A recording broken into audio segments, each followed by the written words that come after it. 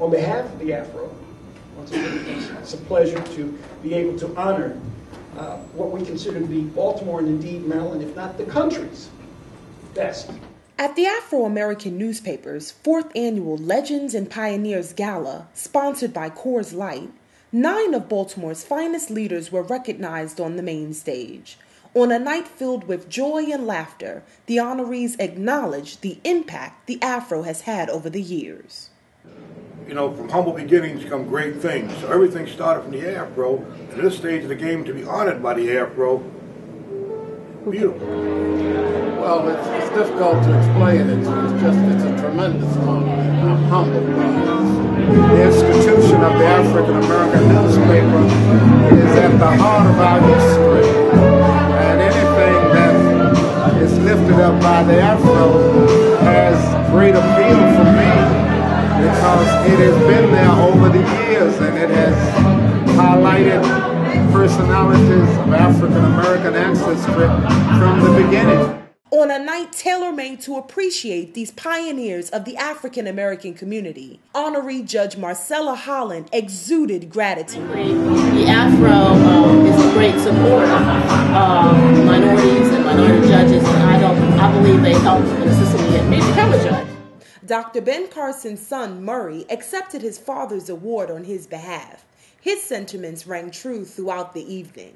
And like you said on the clip, it's one thing to be honored by people somewhere else, you know, whether it's in another country, whether it's in another state, whether it's in another city.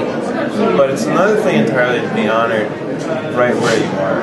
It's a wonderful thing to be recognized by your community and the people that watched you grow. Susan Parker, Arts and Entertainment honoree actress Nicole Ari Parker's mother, spoke to the influence of Nicole's peers. As I looked around the gallery tonight, I noticed there were a number of friends, neighbors, teachers, associates that are here, and they all played a part in Nikki's beginnings. And it wasn't all about the legends on this evening.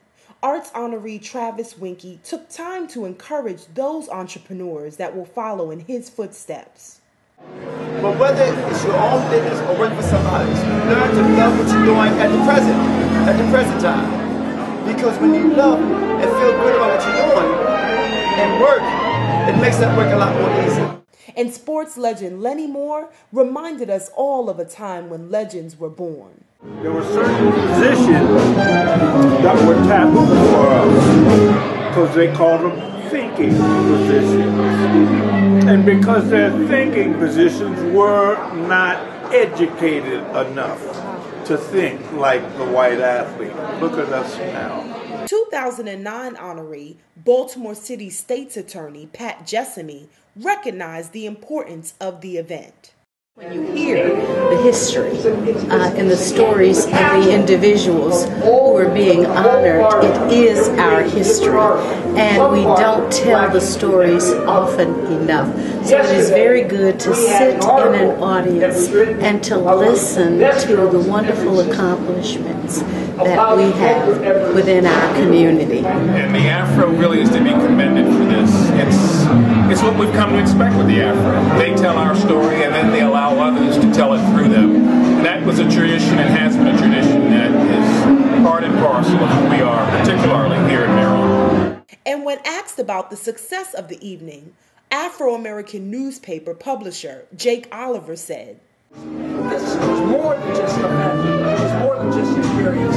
I think it's something that people will remember for the rest of their lives. Until next year, this is Paulette Simone reporting for the Afro-American newspaper.